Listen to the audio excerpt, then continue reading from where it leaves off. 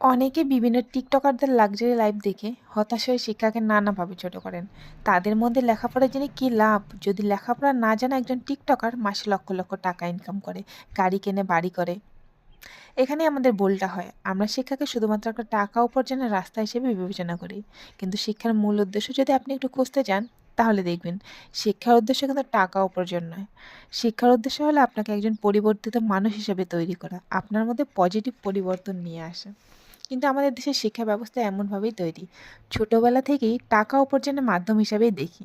আমাদের শিক্ষা ব্যবস্থার প্রতিটি স্তরে, এমনকি বাবা মা শিক্ষক থেকে শুরু করে সবাই আমাদের এই বলে বড় করে, লেখাপড়া করে যে গাড়ি ঘোড়া চড়ে সে। আসলে শিক্ষার উদ্দেশ্য আমরা তখনই ভুল শিখেছি। আমরা মনে করি ভালো শিক্ষা অর্জন করলে ভালো একটা লাইফ পাবো, কোন অর্থে? লাক্সারি অর্থে। ভালো কোনো জব করবো এবং সেই টাকা দিয়ে সুন্দর একটা জীবন করব। আসলে শিক্ষার উদ্দেশ্য কখনোই তা ছিল না। শিক্ষার উদ্দেশ্য ছিল আপনাকে